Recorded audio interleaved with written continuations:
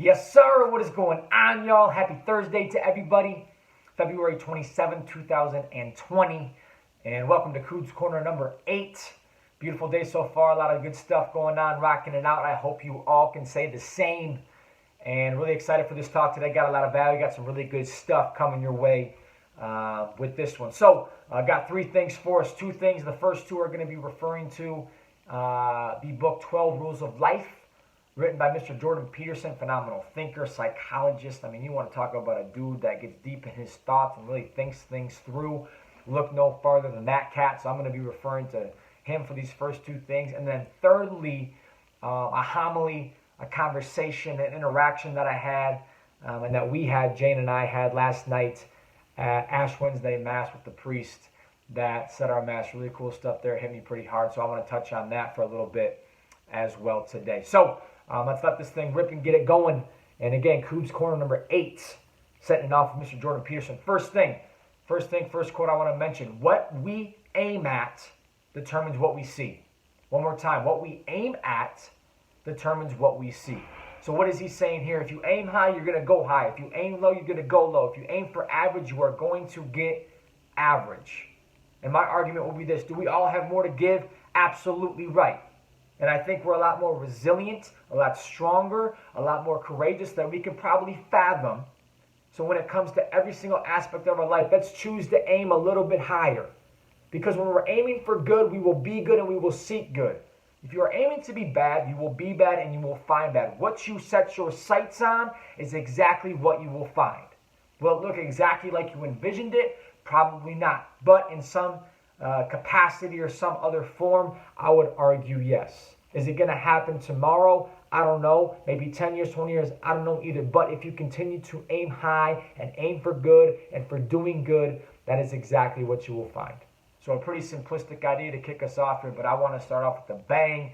And scrolling through my notes today, I thought that was a fantastic one. If you aim high, that's exactly what you will see, and that is exactly what you will obtain if you put in the work to do so. So Mr. Jordan Peterson setting us off with that one. Now, secondly, coming from the same book, I don't know what I just threw up there, but secondly, coming from the same book, coming from page 273, a little bit longer one, so I'm going to quote this one here. I'm going to look at my notes while I read this one. And the quote is this: life is indistinguishable from effortful maintenance. No one finds a match so perfect that the need for continued attention and work vanishes.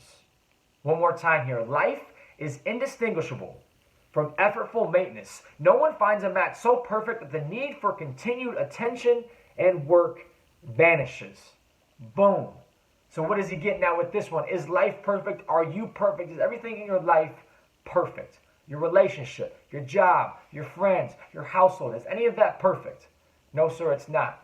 So what is he getting at? Once we find something that is good, can we just sit and rest on our laurels and just kind of rock with it? No. Nothing is so perfect that you can just sit down and accept it and not continue to work at that thing. Especially when it comes at a human level, right? Yeah, maybe I get a nice car and I can kind of do whatever I want with it and it's all good, and maintenance every once in a while I can get away with it. Cool. But when it comes to people, it comes to your work relationships, it comes to your friendships, it comes to your spouse, your loved ones, whatever, continued work is always going to be there. And why is that the case? Because we are always evolving. I'm not the same person I was yesterday. I'm not the same person I was 10 years ago. I have different aspirations now. I have different mindsets. I have different perspectives. So I changed. So that means other people are changing as well. So if I can just take people as they are and think about them always in that same capacity, is that going to work out very well? No. I can't treat people the same all the time as I did maybe 10 years ago. Or just like my spouse or, whoever I got in my life right now. Can I treat them the same always and forever? No. Maybe when it comes to our core values and things along those lines. But when it comes to the relationship as a whole, continue to work on it no matter what it takes, no matter what it is. I don't care if it's the best thing in the entire world. If you don't put in continued work and practice and be purposeful with that stuff, it will start to fall off the wagon a little bit. And once that starts, that's a slippery slope. Just like good momentum is a thing, bad momentum is a thing as well.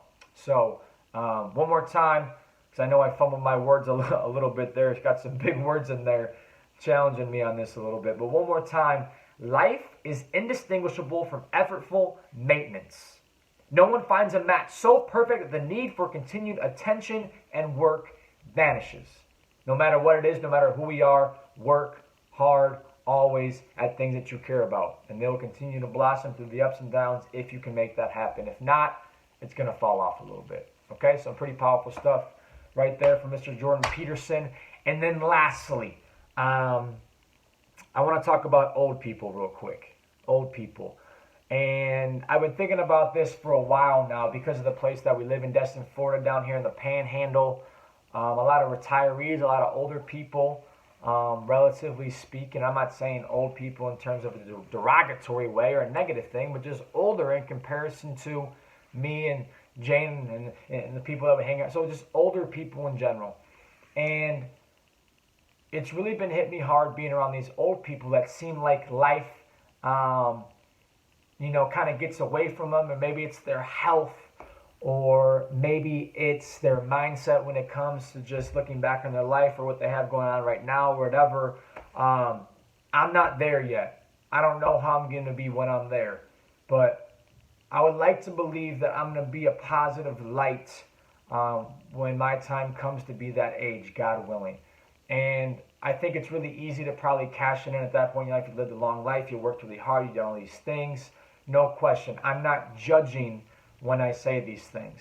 But coming from a younger person that lives around a lot of old people and realizing that one day I'm going to get there, I want to be surrounded by older people that I want to aspire to be. And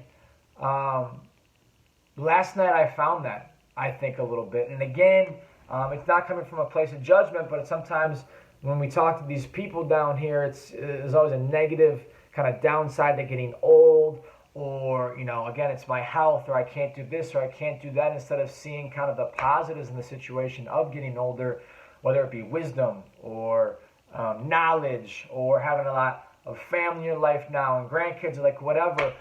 And we walked into Mass last night for Ash Wednesday, and our normal priest wasn't there, who's phenomenal as well. But we had an older gentleman. I would probably peg him high 70s, maybe even into his 80s. And the warmth and the grace and the presence that he had was so uplifting. And it was so encouraging. And Jane and I were sitting there in the front row of Mass, front and center. And we kept making eye contact, and he was smiling, and you could just feel him talking to your soul and connecting with you and being purposeful in this pursuit.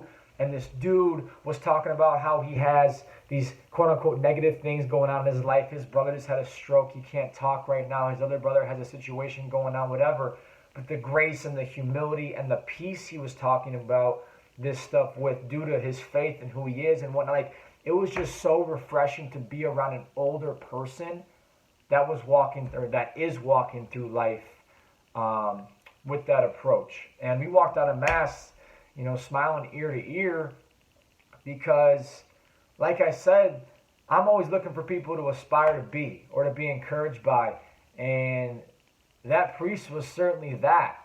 And I guess what I'm kind of getting at with all this is, if you're an older person listening, if you're 50 or above, 60 or above, 70 or above, like us younger people, we need you.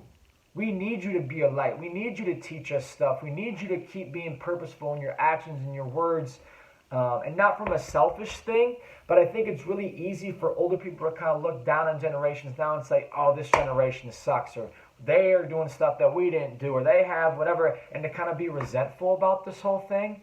But to me, if we can bridge that gap between older and younger people, I feel like it's really this really polarizing thing right now. And the two kind of generations are very different.